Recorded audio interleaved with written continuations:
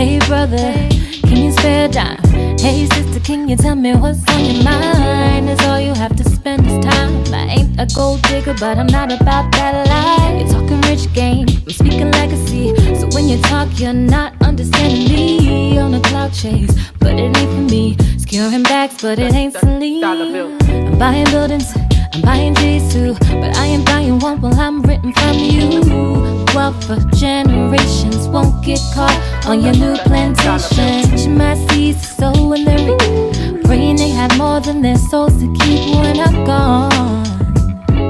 My truth carries on, so I made a dollar, spent a dollar, make the money, but the money don't make me. Being rich doesn't make you wealthy. I just wanna build a legacy, so I make the dollar, invest the dollar, make the money, but the money don't make me. Being rich doesn't make you wealthy. I just wanna build a legacy, so I. They told me go to school, said it was the only way, but they never told me how much I had to pay. Now these bills pile up every damn day.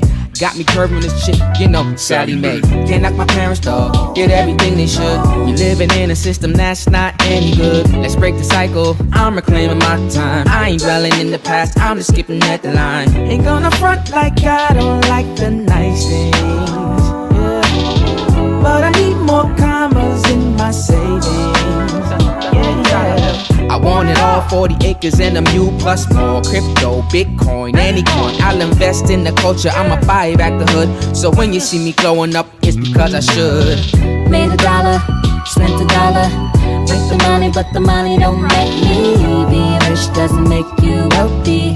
I just wanna build a legacy, so I make the dollar, invest the dollar, make the money, but the money don't make me. Being rich doesn't make you wealthy. I just wanna build a legacy, so I. Money making Mitch. Come on, I'm broke, baby. Ain't got no money. Even Ray Charles can see you got money. Really making this money, really making money, man. You understand? It ain't just about the money. It's nothing. Made a dollar, spent a dollar, make the money, but the money don't make me. Being rich doesn't make you wealthy. I just wanna build a legacy, so I make the dollar, invest the dollar, make the money, but the money don't make me. Being rich doesn't make you wealthy. I just wanna build a legacy, so I.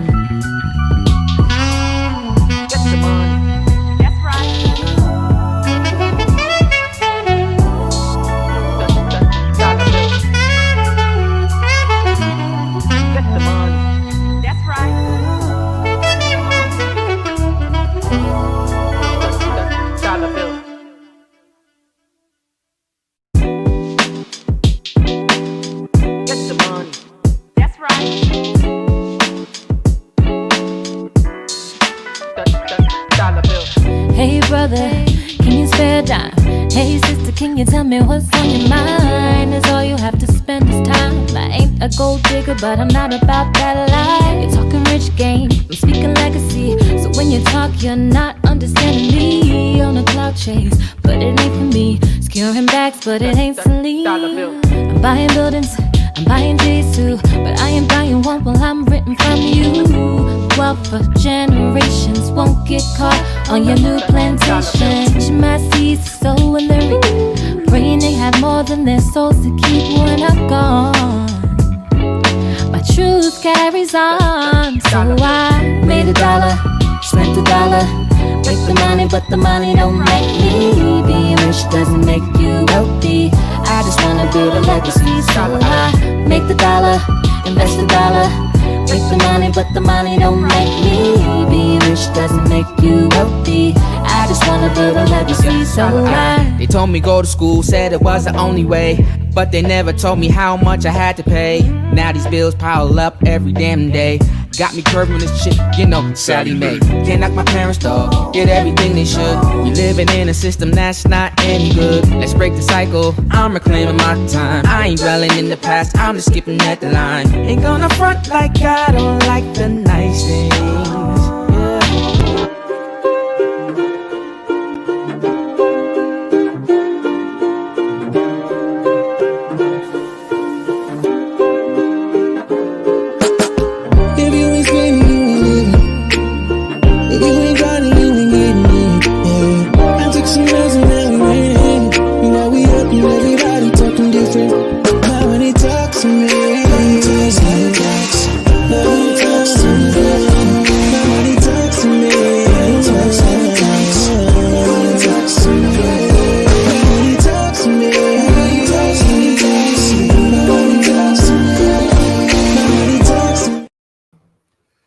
Hey, what's up, everybody? It's your boy Joe. Hi, I'm Sasha. And I am so excited to have you guys attend our Money and Marriage Conference. I think this is our first event we're doing together. Yes, this is officially our first event together. And I'm so happy to have her on this show. But here's the deal, guys. Like, okay, I see you, Kalina. So real quick, if you're watching this live or even post event, just tell me in the chat where y'all from, where y'all represent. Yes. We want to make sure we acknowledge that some ATLs in the house. East Orange in the house. That's what's up. That's what's up. I love it. But guys, look, you know, for a while, I've been really leaning in on helping our communities win with money financially. I think one of the things that I've also been realizing in our society, there's such a huge push towards individualism, right? Where it's like, go get the bag, keep doing it, like keep grinding and you're gonna win. But let me be clear, like you can't really go far without the right partner. And the truth is, it's not just that part. The people who are also getting into relationships don't have the tools to really win with money as a couple. And me and my wife, obviously, we've been doing this for 5-6 years. And we have some scar tissues and some things that we learned. Yes, some bumps and bruises along the way. Some bumps and bruises along the way. And so, but we wanted to really pour into you guys today and really talk about this thing and how to help from both a male perspective and a female perspective. Yes, yes. I want to encourage you guys, share this with your friends, single or in a relationship. This is good content for everyone. Yeah, so that's a good point. So please, my ask right now, just two main rules for this. Number one, I need you like to lean in and like ask your questions. Like we want to make sure we hear from everyone, whatever questions you have. And then number two, if share this, like my wife said, like we want as many people kind of, you know, into this. So we're going to be monitoring the chat. I see Patterson in there. Yes, I see Jamaica. Okay. Oh, I see you guys, Jersey City. All right. Frederick, Maryland. This is exciting. Orlando. Okay, good, man. We got a good group of people. And so guys, look, we're excited. So one of the first areas that we've experienced, that we've noticed that we had to figure out, and that we know that's really hitting the African-American community is around this thing around debt. Like it's hard to even start talking wealth and legacy and all this stuff without dealing with the elephant in the room. And sometimes it comes in the form of student loans. Sometimes it comes in a lot of, you know, overhousing, credit cards, or whatever. Or just frivolously spending. Like it happens to all of us. True. Our situation, you know, we were $100,000 plus debt, you know, when we got together, and our financial situation was tough. And so, you know, with that being said, we wanted to ask someone. Yeah, and consumer debt, which is predominantly it. But we thought of a couple that would bring a lot of value, that has a lot of experience in this. The best couple. Correct. One of my personal good friends, someone I love dearly, Troy and Rochelle Levy. So we're going to bring them on and we're going to unpack how couples can really get out of this debt situation. Yes.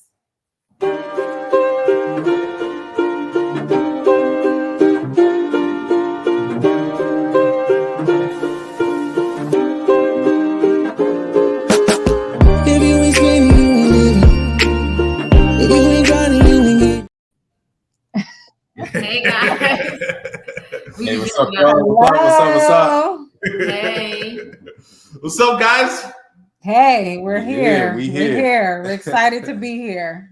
Awesome. Love it. Love it. Look, I'm just seeing people coming in, Toronto, Harrison, South Carolina, Delaware. We see y'all. We're going to keep acknowledging y'all, San Antonio. Thank you. Look, I mean, some people who follow me kind of know who I am. But if you can just let the people know who the Levies are just real quick so we can get into this. Just introduce yourselves. That's fine. That's you. That's me.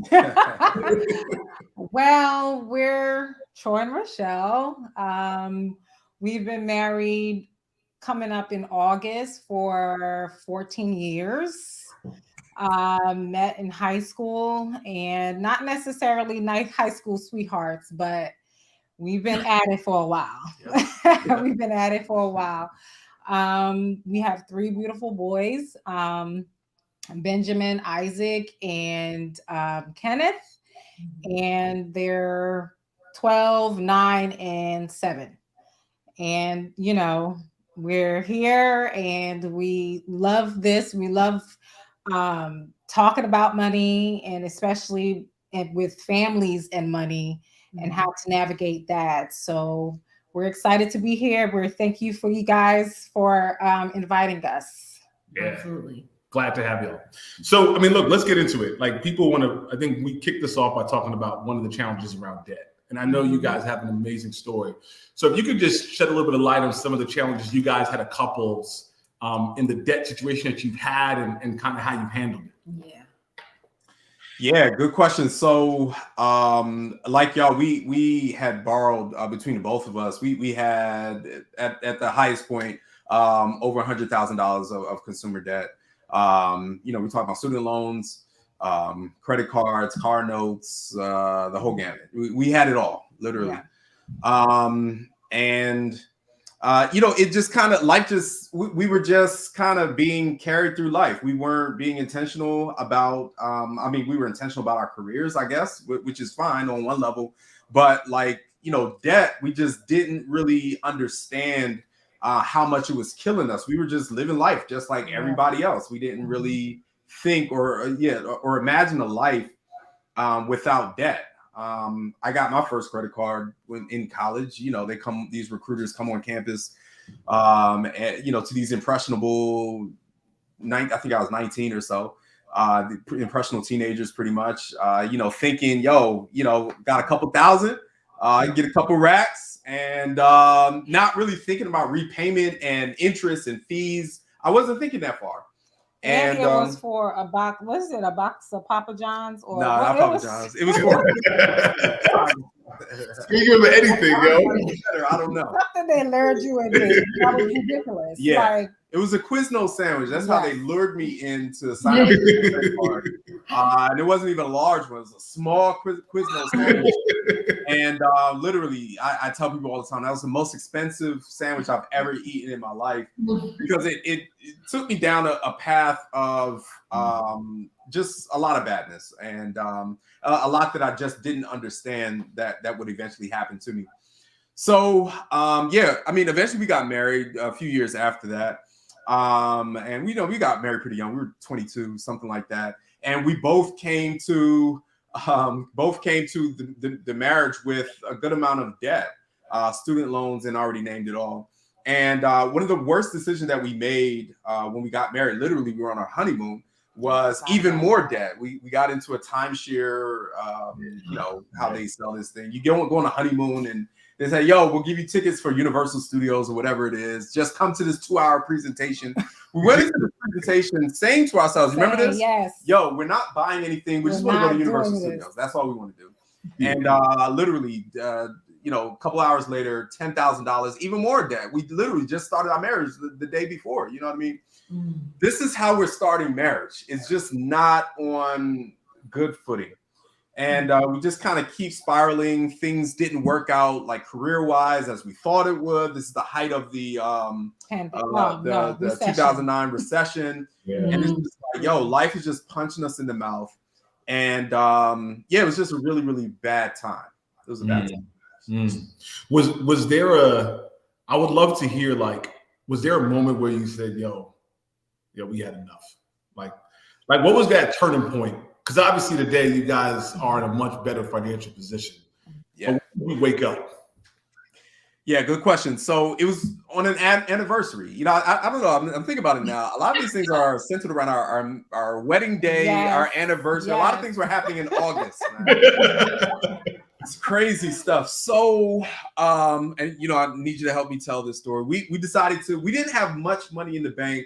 Rochelle was pregnant with one of our kids, and we knew we weren't going to be traveling out of town or anything like that. It was pretty late in the pregnancy, and we were living paycheck to paycheck, literally. And so we knew that we just wanted to go out to eat, something very, very simple, go out to eat for our anniversary. So we decided to go to Cheesecake Factory for brunch on a Sunday morning.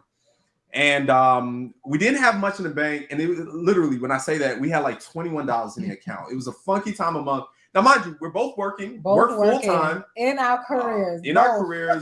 Making decent money. We're not rich by any stretch of the imagination, but we're decent middle class money making family. So, but it was just a funky time of month where both of us hadn't gotten paid in a couple of weeks or so. We were about to get paid soon, but we still wanted to go out to eat. So I had this, we had switched to Verizon for our internet service. and Verizon gave us this $200 Visa gift card for switching. So I said, all right, we don't have much money in the bank. Let's just go ahead and use this Visa gift card to pay for our meal. So I called ahead of time, Cheesecake Factory. I said, hey, do you accept Visa gift cards as a form of payment? They said, yes, no problem. We get there. I asked the front desk, just in case, hey, do you take $200 or do you take Visa gift cards as a form of payment? They said, yeah, no problem. We get there. We eat. We're looking in each other's eyes. Conversation is great. And Cheesecake Factory. Man, we live in large. And back then, cheesecake, like, you know, you were doing something. You were doing something. We were living large. You were doing a little something. I don't know about now, but back in the very black day, you were doing something at Cheesecake. So great convo. It comes time to pay the meal. I give the server this $200 Visa gift card. I know it's more than enough to pay for the meal, no problem. She comes back after she runs and said, hey, I don't know what's going on, but this it's not working. I'm like, okay, wow. I'm not sure what's happening. So I look at the card. Matter of fact, I told her to run it again. She comes back, yo, still not working. I look at the card, flip it over. It says that you have to call and activate the card first. No problem. Get my cell phone out, call the 1-800 number. A message comes up and they're like, hey, it's Sunday and our call centers are closed on the weekends. I'm like, bro, they don't open. This is Sunday morning. They don't open for another 24 hours, but I have to pay for my meal right here, right now. So I'm just gonna pause right here, babe, and just say that we knew what we didn't want out of life, right? We knew that we didn't want debt. We didn't want consumer debt because we've been there, done that. We knew what we didn't want, but we just hadn't yet gotten on a plan to live life the way that we wanted to. So we didn't have we stopped using credit cards and that sort of thing because we knew what we didn't want, but we were still living paycheck to paycheck. So I didn't have credit cards to pay for this thing. And people are probably wondering, yo, if you had been using credit cards, you would have been all right. And they're right. We would have been all right for that day. Right. But we went home that end. Matter of fact, the server called the manager over. I thought they were going to tell us to wash dishes or something, but they didn't. They didn't. They forgave the meal, and I did go back a couple of days later when we had gotten paid. I did pay the meal, and I gave the server an extra generous tip for her troubles. But that night, that morning, rather, we went home to lick our wounds, and we didn't lick our wounds for long. We determined that day that we weren't going to be embarrassed ever again like that in our lives. Remember that? Yeah. And from that day forward, we got on a plan. Yeah. And I'm proud to say it took us 26 months or so. Yeah. We ended up paying off all of our debts. Wow. Every single one of them except for our home.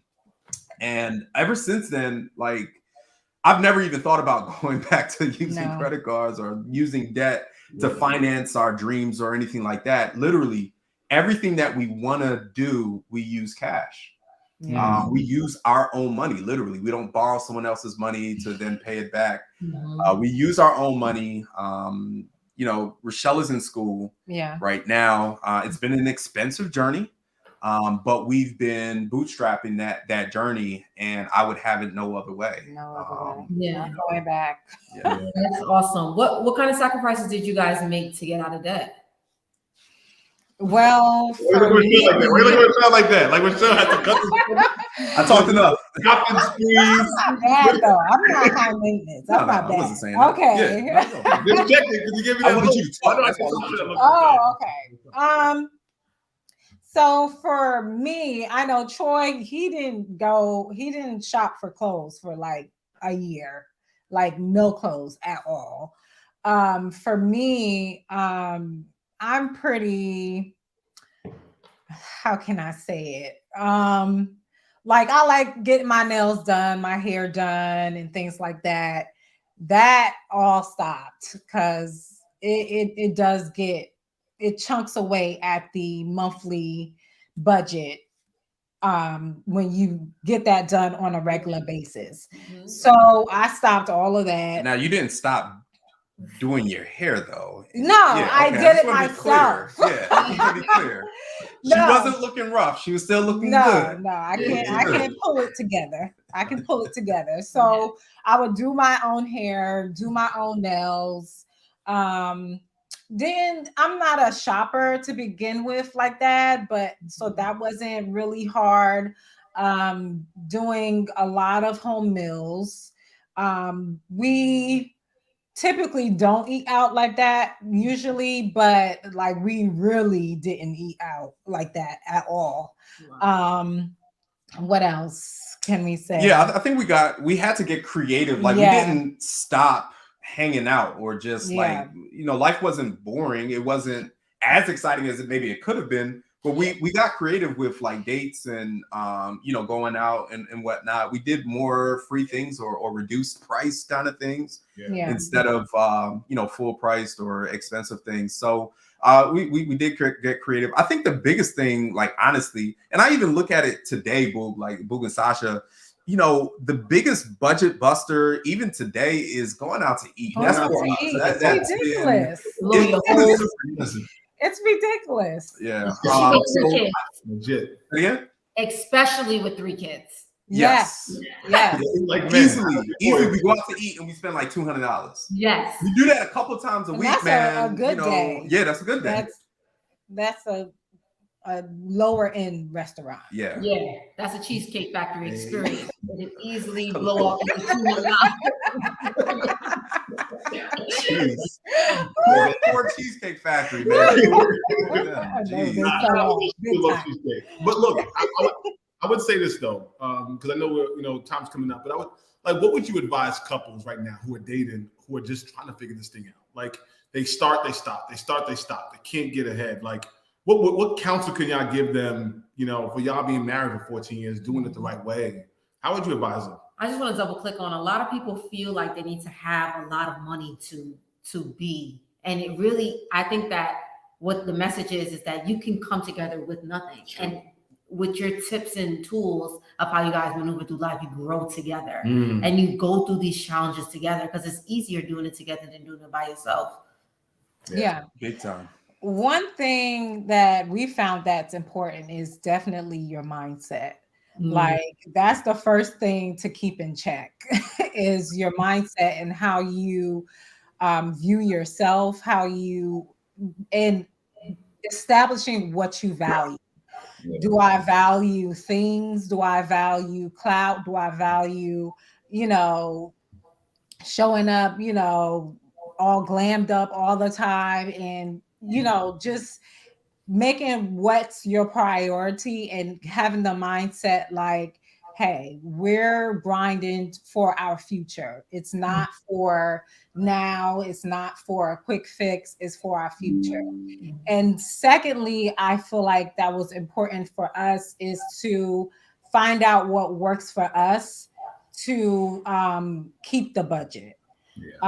So at first I feel like we're doing like this budget on this app or whatever, and it had the amount. What was the name of that app again? I don't know. I forget, but it had like the amount of money that we were spending and like what it was allocated for, and it was something, but we weren't paying attention to it at all.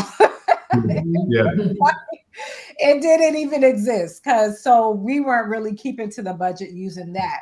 And we figured out by trying different things that what worked for us is doing cash envelopes, like just taking the money out at the beginning of the month, putting it in the envelopes and, divvying it out. And once the money in the envelope is finished, then that you're done. And that helped us to keep on budget, which worked out for us the best way. So finding out what works out for you and your partner or you and your spouse. That's awesome. That's awesome. That is great. Well, look, guys, y'all know I love y'all. You know how we feel about y'all. Thank y'all so much for rocking with us. This is such an important topic, so I really, really appreciate y'all on this one. The next one that we're going to really talk into and we're going to lean into is this idea of like looking at this from a family perspective. And so we were excited. This is what we had to do a pre-record because Kimon Hines and his wife could not be here. But we are going to tune in to our conversation with Kimon and his wife about how you could parent exactly, and work with money. So we hope you check it out. Stay tuned, engage, subscribe to the YouTube, share it, like it, and we look forward to hearing your questions.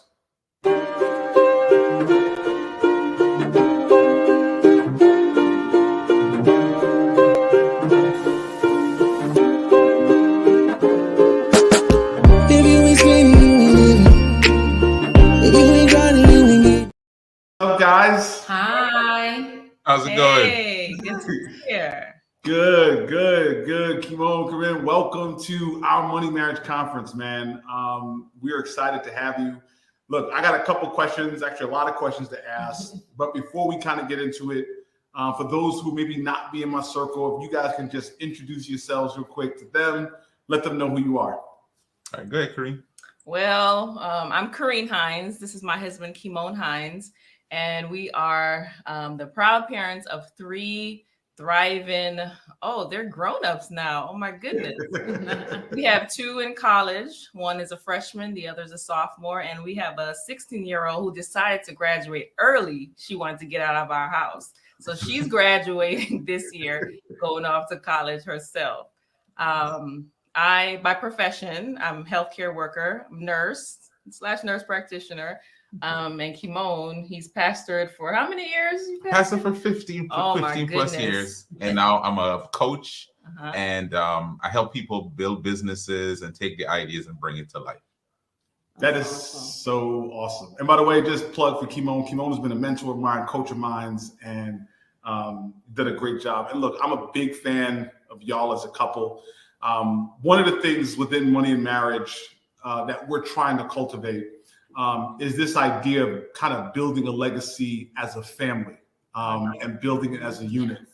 And I just wanted to know, man, if you guys could shed a little bit of light on how do you guys approach building financial legacy, entrepreneurship, and some of the things you talk, like how do you make that a family affair? Yeah, so I think we were talking about this earlier as we prepared for this conference. And by the way, anyone watching this conference, this is an awesome conference. We're honored to be on. Absolutely. So what we realized is there's some things we did not know about money when we were coming up, right? There's some things we learned much later on. Like we were talking about, we saw our parents make money. We saw our parents take care of stuff, but we didn't quite understand all of the challenges, all of the strategic things that probably they were doing, and probably some of the things that they didn't understand. And so one of the things that we decided to do is we decided to learn, but as soon as we could, we would teach our children the things we were learning. We would teach them how to manage money. We would teach them when we learned about how to make money outside of a job, we teach them how to do that. And then we would teach them how to invest that money. And so the principle, and we can unpack that a lot more, is we wish there were some things we learned. And so we learned them. But then for all of us, as you learn them, you teach it to your children at an age and a stage appropriate level and help them to start at a further point in this race than you started. Right. You know, the big picture is when we grew up, we both came from a Caribbean background. So, you know, nobody talked about money. You just saw your parents work hard, come in tired, and they'd be like, you know, you don't know the value of money. Why you asking for this? So when we came up, you know, we pretty much were trying to do the same things, right? A lot of times parents don't talk about money because they don't really know about money. They don't know how to handle money. And when we were coming up with our kids, I mean, we were broke. So we had to talk about money. And one thing we did with them, we kind of gave a modified version of what our accounts looked like. Because as kids, they wanted things and they will compare themselves to other kids in school. And so we had to have conversations. And these conversations led to understanding. And as we understood, we made sure that they understood at, like Kimon said, at age appropriate levels, because it's never too early to teach your kids about money. And it's never too late either. Right? Never too late. Yeah. Well, when is a good age to start? When do you think is a good age? So, so I would say whenever you think, every kid is not the same. So you have to know your own kid. If your kid shows an interest on anything, even outside of money, play on that interest. So, generally speaking, I would say about 3 to 5 is a good age. Yes, because they can start understanding choices. They can start understanding like delayed gratification. When you have a 3-year-old, you're teaching them, if you're quiet for a little bit, you'll get this, right? You'll be rewarded. Okay, if you sit still or whatever, you can do this, whatever. So, giving them choices, you teach them delayed gratification. And then even at 5, you can even things like opportunity cost. When our kids were coming up, when we started learning about financial vocabulary and things like that, we used to teach them 3 simple things. Basically, 3 categories: save, spend, and give. Jars so they can see. And then when they did, little chores or whatever, we would give them money and they would be able to make a choice and put it in whatever jar. Now, of course, we kind of nudge them along based on our values because we needed to give, right? That was a big value of ours. So we taught them that with these simple lessons. And it, again, age appropriate. So if you're dealing with little kids, you make sure if they're saving that you don't take 3 months to go get that bag of gum, potato chips or gum. Right? You have to build positive reinforcement, right? Positive reinforcement. So it's a positive thing for them. Yeah. There's a story of our kids we were just calculating this. They're probably like 9, 8, and 6 when they wanted a dog. Oh yeah, they wanted a dog. And we didn't want a dog. Remember, we came from a Caribbean background. South. They don't come in the house. Yeah. And they wanted a dog, and so my wife said, "If you want a dog, you got to get the money to pay for the dog." And this was trying to create a negative experience because I was like, "Y'all not gonna get no money for the dog." I even took them into PetSmart. I showed them all the expensive kennels. I showed them all the expensive. And their little faces just dropped. I'm like, yeah, that's how much it costs. But guess what? So the next part of this is they went looking for jobs. And they've always kind of had like, if you want something, you can get a job in the house. But this time they went and got a job outside the house. So my daughters got jobs at a bakery, putting together boxes. My son was working at a barbershop, sweeping up here. And they had to go ask for jobs. And they raised the money. I think just the value for them was we wanted something. We worked for it. So this is our dog. And I think for any child, whether you can create opportunities for them to make money at home or help them find places to make money outside the home, they value what they get so much more and they understand money. When I buy this dog, I can't buy something else, but this dog is mine. Right. Well, you got a dog. Yeah, so we did, and that dog 7 years later, it is still here. And mind you, all of them are 2 off to college. The other one is going. Whose dog is it going? The other dog. The dog is going to college. Okay. I love it, man. Look, so I know your daughter, both of your daughters are entrepreneurs. Kimon, you had mentioned you help folks build business. And I believe sometimes kids also just watch their parents. So walk me through what your daughters do from an entrepreneurship perspective. Where can people find them? But also how do they get into that? Like, Dad, I want to be an entrepreneur. I want to build my own. Yeah. So I think you have to go back to they wanted money. Right. They wanted money. So as we look back, right, they had businesses before they had businesses. Right. So going back, one summer they wanted money. We went and we went to Sam's Club, buy in bulk. We bought water, we bought popsicles, and we went to the park and we sold that stuff while it was hot. So they learned, okay, I could get something, sell it for more, make money, right? That was principle. But before that, right, the thing is they wanted money. Yeah. And it was a thing. We weren't just giving them money. Right. Always said, and then when they asked for stuff, there was always a common theme that said you could get whatever you want as long as you have your own money. So the 3 of them would sit around and be like, man, we don't have no money. What we gonna do? So we told them, think about something, right? Now, before that, we had started exposing them to different things, right? We were exposing them to different concepts. And that's one important thing, whatever your family value is, whatever you want for your children, intentionality is very important, and exposure is very important, because they don't know what they want. They don't know what they want to do. I mean, until you expose them to certain aspects, and then they can say, that sounds good. They have a want, here's how I do it. And they go from there. But the popsicle story, they wanted money. So it was hot. And so we decided, right? Yeah, the cheap popsicles. We will be the first investors, right? Yeah. We'll buy it. Yeah. You sell it, you give us back our money, yep. and you have the rest. Because they had to give us back our money. And then our youngest always been very creative. So she was selling rubber band bracelets. The girls started a babysitting business one summer. But to the businesses that you're referring to, I'm wearing actually one of my daughter's hoodies, right, that she created. Yeah. And about maybe 4 years ago, I was doing my work as a business coach, but I'd always done youth stuff. And so I was asking my kids, I'm thinking of doing a camp for kids to help them to learn how to podcast. And my youngest said, that doesn't sound like anything I would want to do. But if you did a camp on how to start a business, I would take it. And she did. Wow. And she took that creativity. So she would notice, like, she's been exposed working at a bakery, seeing an entrepreneur. Yeah. She's kind of started doing some things. This one was the most organized thing that she'd done. And so she went through the process and she started doing nails, right? A nails business. And then she started doing a body butter business. And then my older daughter started seeing her younger sister making some money. And she's like, I got to figure this thing out, but I don't really know what I have except this passion for like Black consciousness.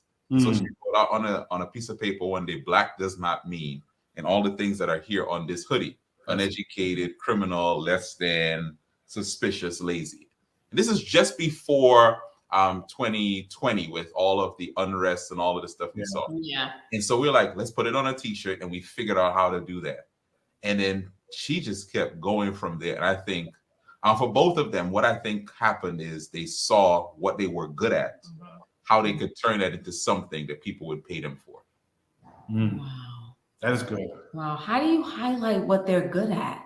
My daughter, she's really into the singing thing. And I'm like, man, and it feels the same way. But for me, music, it's a progression. I remember when the first time she picked up the violin, I was like, I was always a horn player, so I played the trumpet. So when she came up with this string instrument, I was like, oh, this is a lot of noise. And I was like, it didn't sound right. It didn't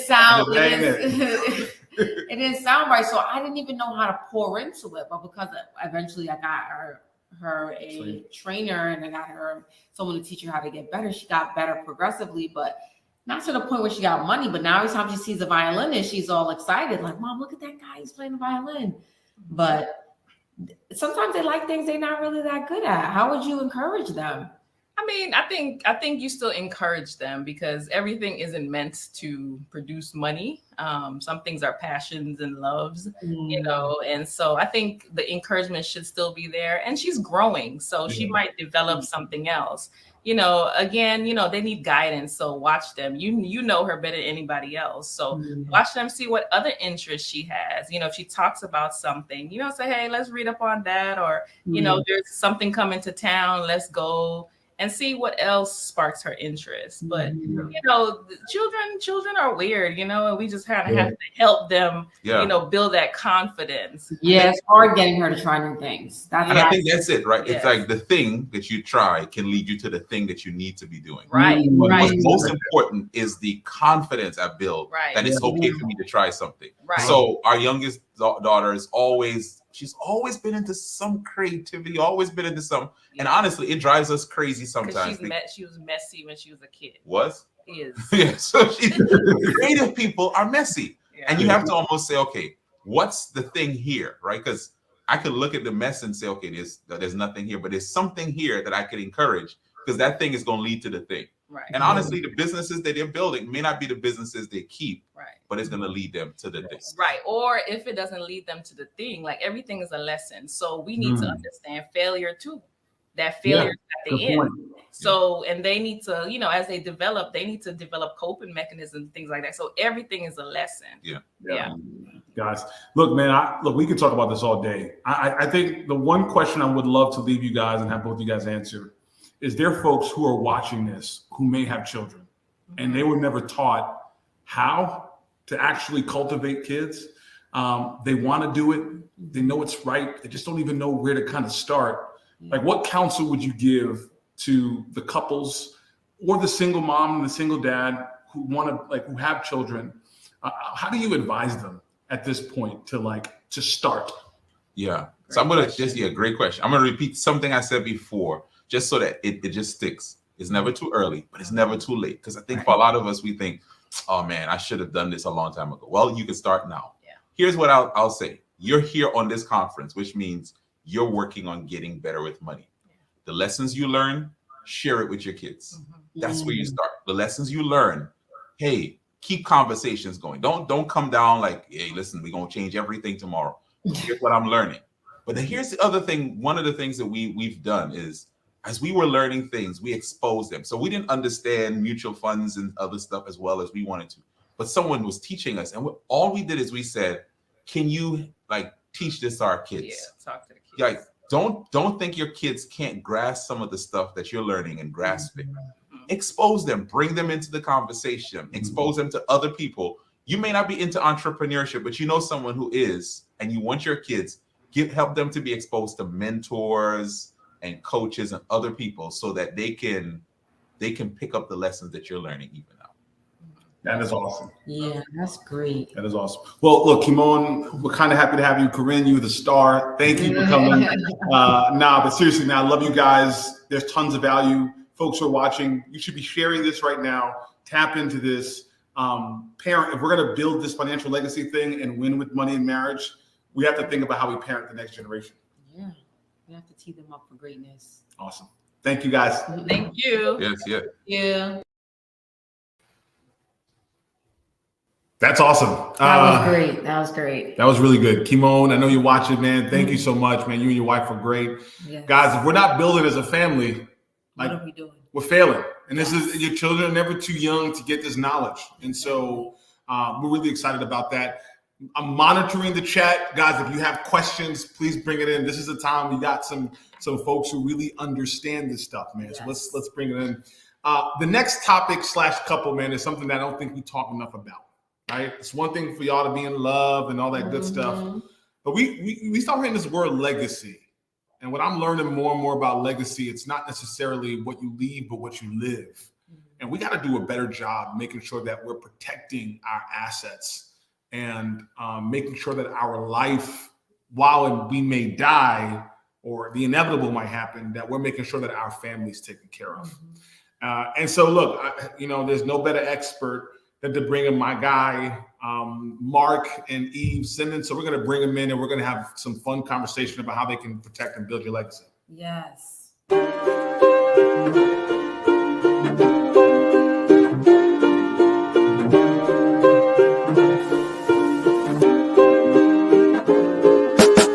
If you ain't screaming, you ain't living.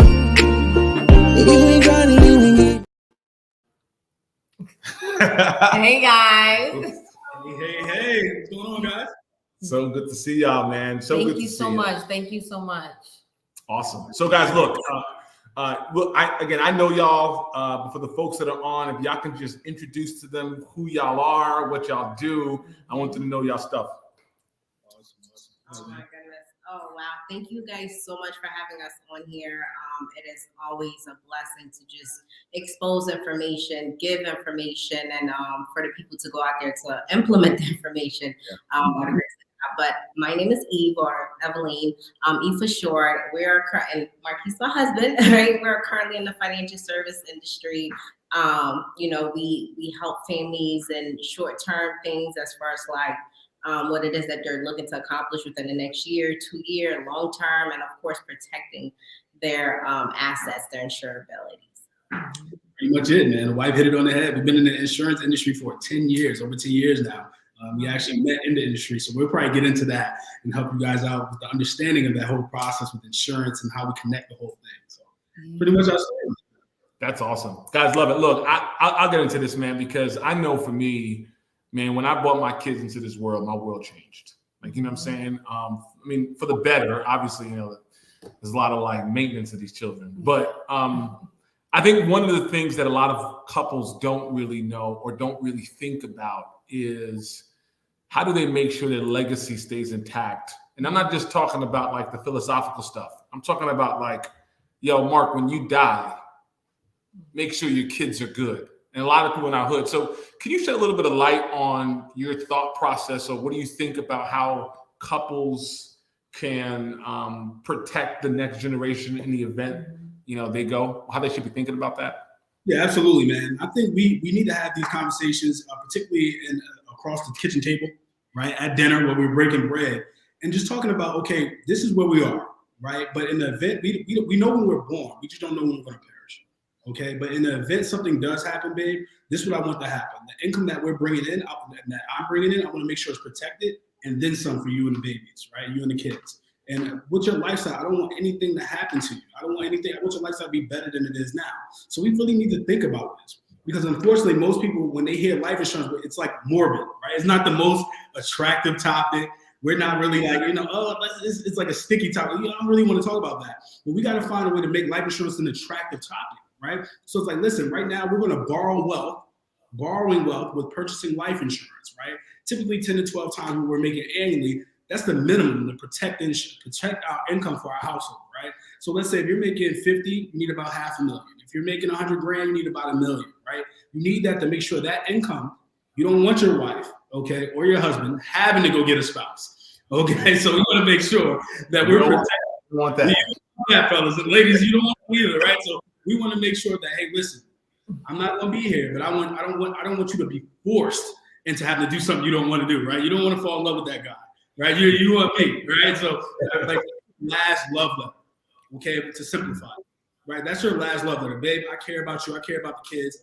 I want to make sure that you don't have to Uber, right? You don't have to get a second job. You don't have to do it. Your lifestyle isn't going to change if anything, God forbid, happens to me tomorrow. That's good. Like same thing, fellas, right? So a lot of macho guys like, oh, I don't need her income. It's okay. I can take care of that, right? Who's going to watch the kids, right? So it's all about the income being replaced, right? So we want to make sure that income is replaced on both sides. We want to make sure the lifestyle remains intact for these families. And we need to have that conversation, babe. I want to make sure that our lifestyle doesn't change. If anything happens to us, the children, you be well off in the event something happens tomorrow.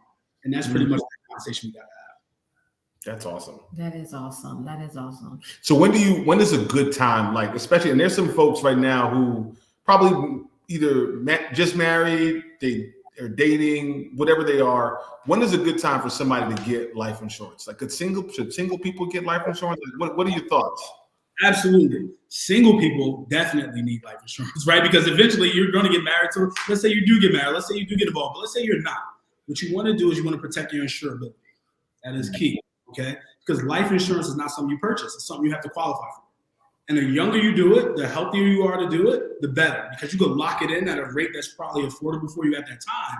So let's say you do get involved and you do find somebody that you want to take serious, and eventually you do get married, you can always increase that without having to go through that insurability process, right? Because you're already protected. So I advise you to get it while you're young. Get it while you're at the bars and you're having all that fun stuff. Get it while you're young, right? Get it while you're spry. And then when you get involved, you're taking someone serious. Then you can come to the table. Hey, listen, this is what I got right now. This is what I think would be best for us moving forward, right? And then you can add your spouse onto your policies and things like that to your game. That's dope. Okay. Eve, I'm going to ask a question for you. Do you feel a sense of ease? Like, I mean, obviously, as a wife, just knowing that you have some type of income protection, does that make you move differently? Like in terms of how you operate? Oh yeah, absolutely. If he were to kick the bucket, God bless you, right? I know without a shadow of a doubt that our family would still be okay, right? So one thing that we're guaranteed to do on this earth is that we're guaranteed to pass on, right? But when we pass on, what do we leave behind, right? It's like it's something to mourn. Losing a loved one, right? The love of your life, your husband, whomever, right? Loss is always hard to take. But however, imagine having to mourn the loss of a loved one on top of the financial burden that falls behind it as well, right? So I myself, when I first got introduced to this industry at a very young age, and I looked at life insurance as like, no, I don't need that. Like I'm 21. What do I need life insurance for? Life insurance for people that are getting ready to die, right? That was my mindset. I didn't understand. Right. So, he educated me on how it worked. Right. It's like, God forbid something were to happen to you. At the time, I took care of my family. Right. I took care of my mom.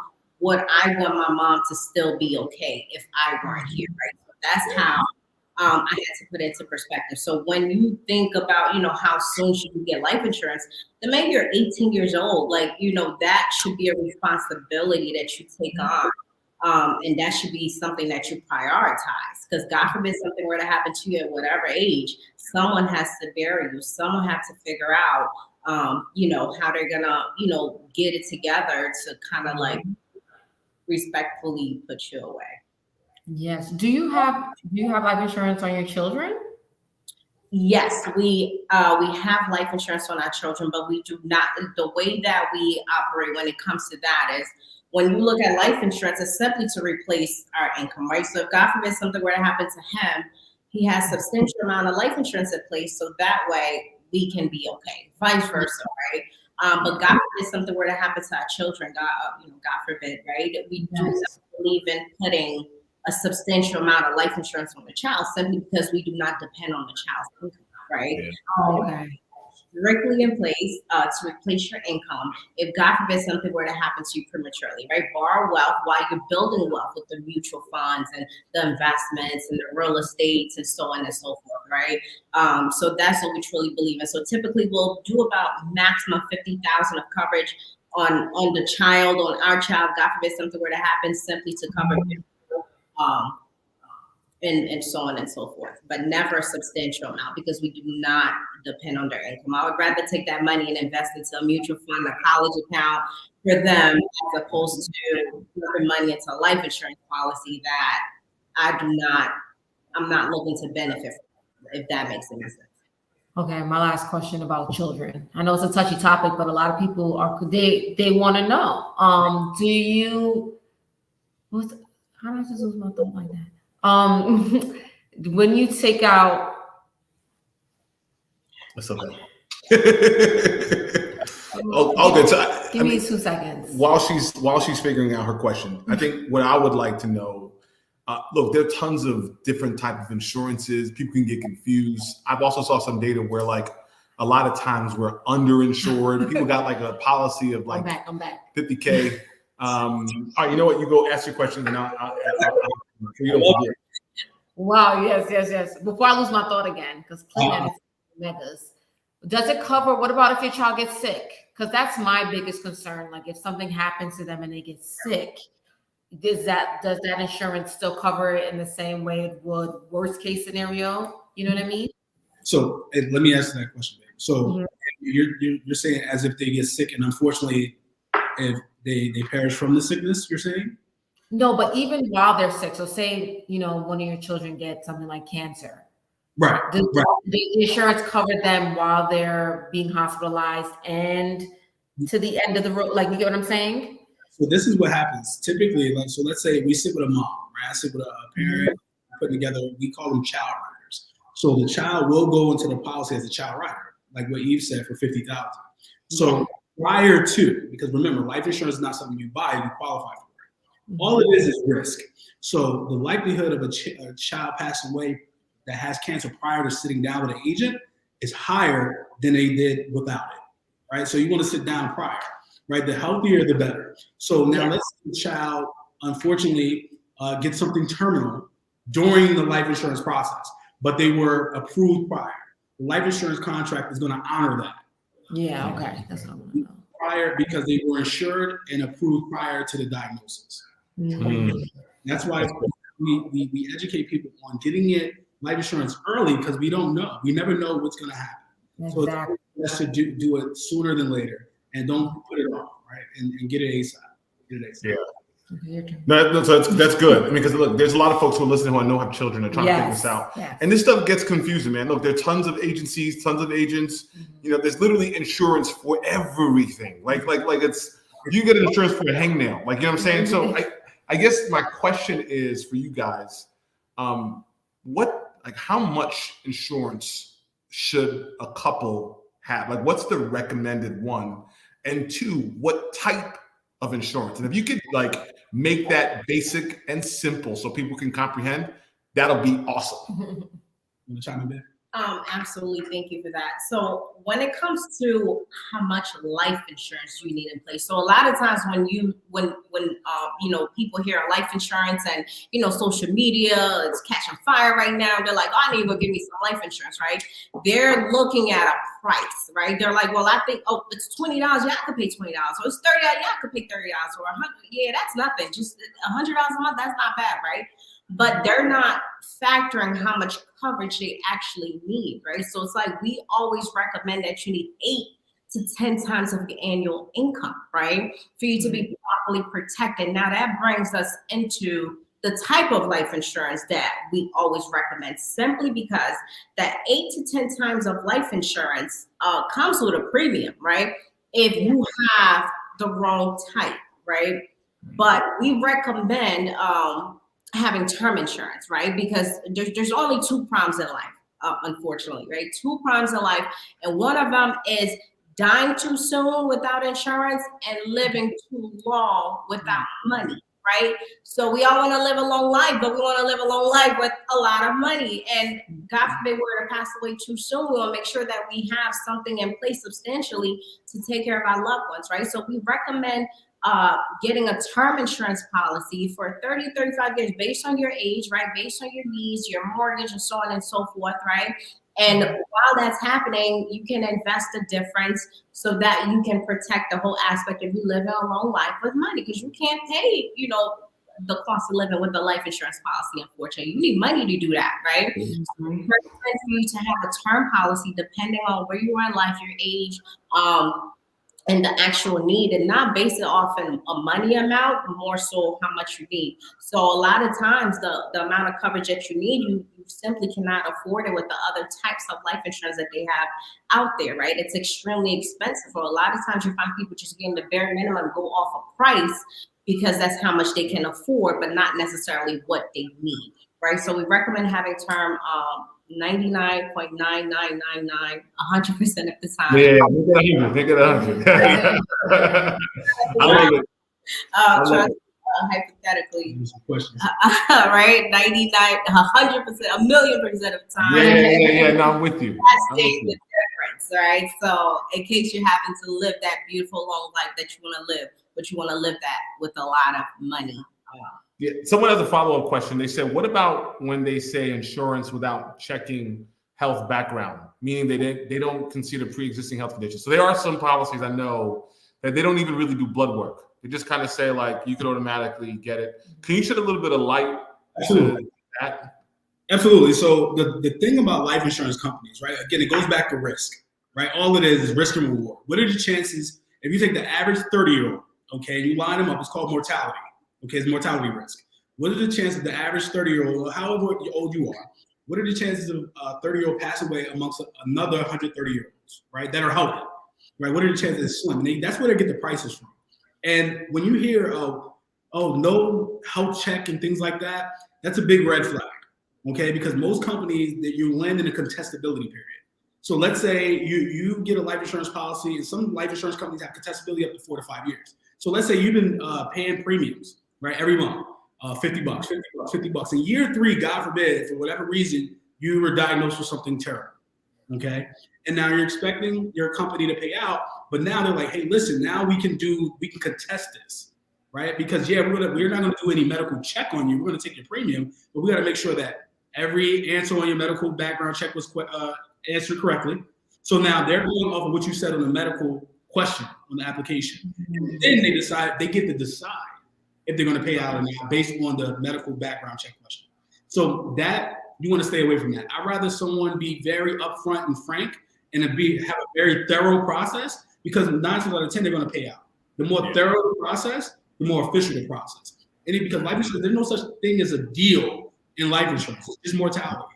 Okay, so it's like if it gets complicated, big red flag. It should be simple. You die, we pay. Period. Anytime it gets, hey, no background check, red flag.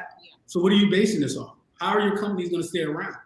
Right? So they're just going to pay out every premium. So if I have HIV, God forbid, they're going to pay that out. If I pay the one time $50, they're going to cut out $500,000. It doesn't work that way, right? So it's like people get it broken down to like just bare bones. What is it? It's risk. It's risk. It is, right? What are the chances of me passing away tomorrow?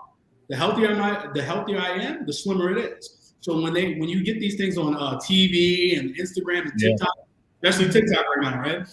They're telling you, you can do this, you get infinite bank.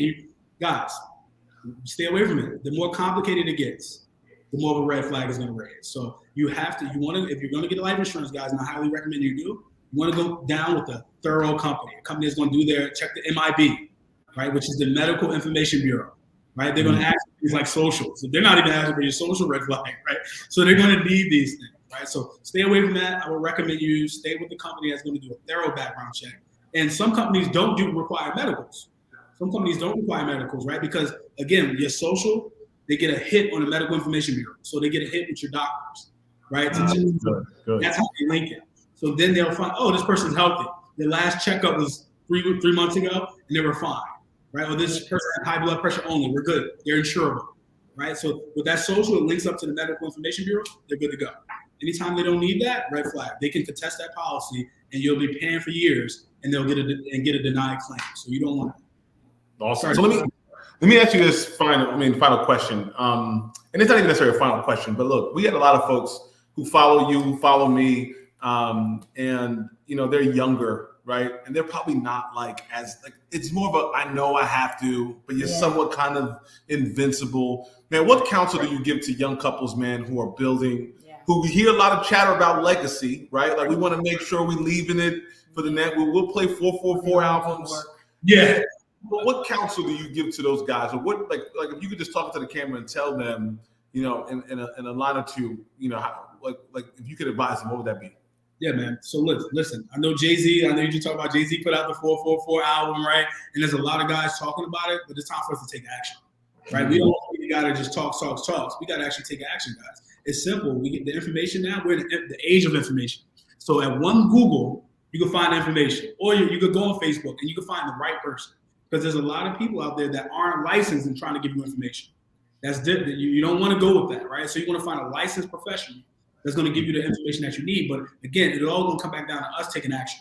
Okay, we're going to set this legacy up. It's going to take one person in the generation to decide, right? So you're going to decide to take that action today, whether it's today to now, as we call it, right? You got to do it to now, and you got to decide. You know what? I'm not just going to talk about it. I'm going to learn this information. He just said the cheaper it is, the younger I am, the cheaper it's going to be, right? Because unfortunately and fortunately, in our community, we look at things from a price perspective, right? Okay. That's just what it is, right? Because most people don't want to be throwing out an arm and a leg. And most people think life insurance, for the most part, they're thinking they're going to have to spend a substantial amount. Well, newsflash, right? If you sit down with the right person, like we said, I know my wife was just talking about it, the term is very cost effective, right? The average 30-year-old for a whole life insurance, which we do not recommend, okay? Stay away from that. It's about $100 for the average 30-year-old, okay? With term is about a third of the cost. So you're looking at you see what I'm saying? So, yeah. And the whole point of getting term, guys, is you could get the max amount of coverage for the least amount of premium. That's the whole purpose of getting term, right? So now let's say you get a 30 to 35 year and you got $1 million of term for 50, 60, 70 bucks. You take the difference that you probably would have been putting away for a whole life insurance policy. You can open up a Roth IRA, invest in mutual funds, and call it a day. But guys, it's very simple. The minute finance gets complicated, just reach out. Right? Yeah. Joe's here. My wife and I, we're here. Sasha's here, right? You have the connection now in the age of information. You just have to DM, right? And questions. We like questions because there's an indication of interest. That's all that is, right? So just get the information, but take action, right? Don't let it be a massage, right? You know how it feels good when you're getting it. Yeah. Let them know where they can find you guys, man, because I think it's important that people stay connected to y'all.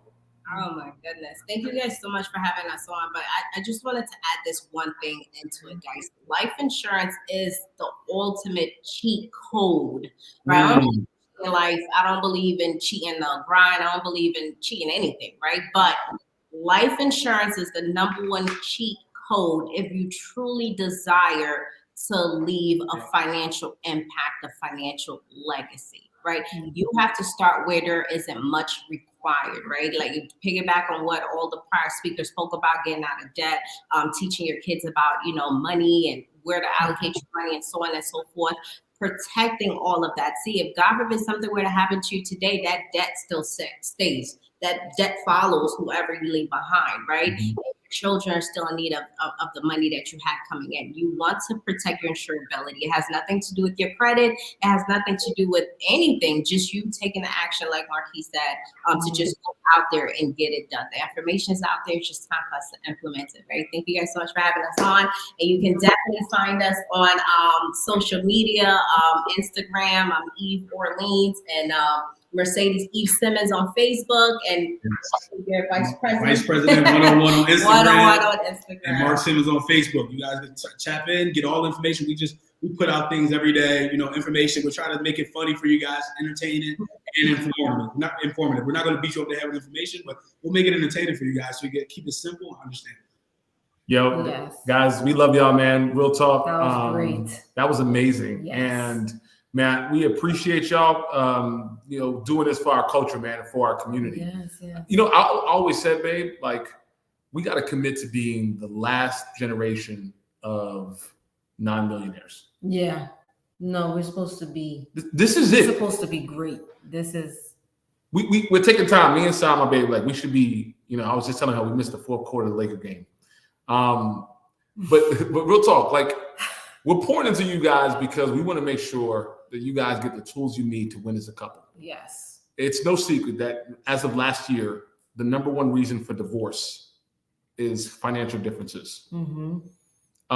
That's why it's important to have my wife here. And I want to let you know, thank you for building with me. I'm much better now with you than I ever was.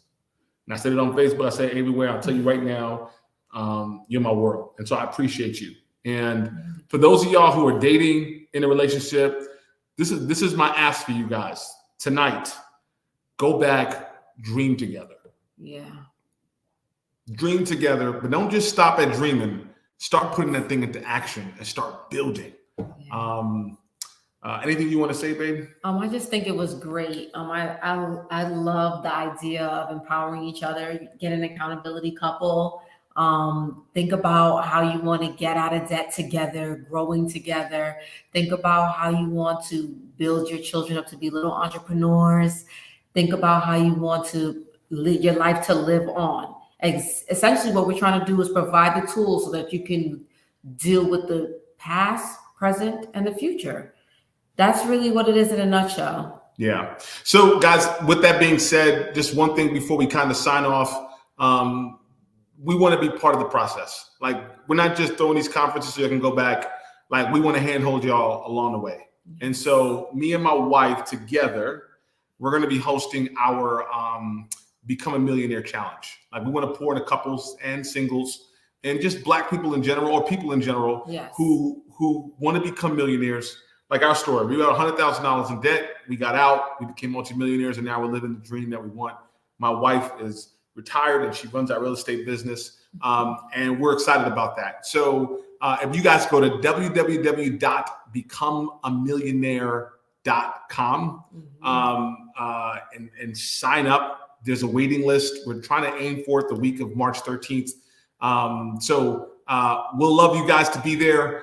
With that being said, just subscribe to the YouTube page. Just give us some love in the chat. Tell us what you guys thought of the conference. Yes. We want to make sure we do these kind of things for you. Otherwise, we love you guys. Thank you for all the guests who participated. Thank you so much. This was fun. This was a lot of fun. It was. We'll be back.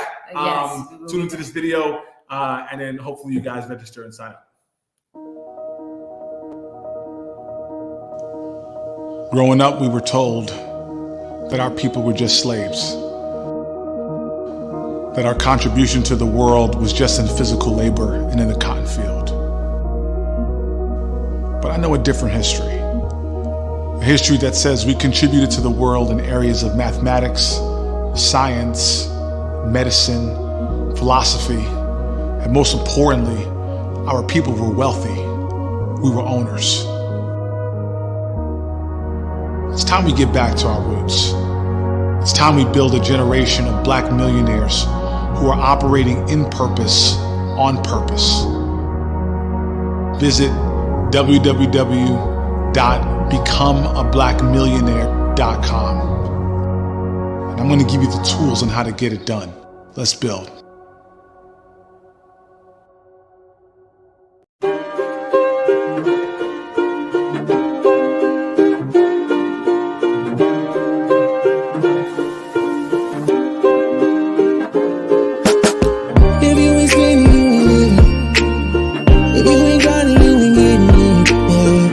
Some lessons that we made, now we up and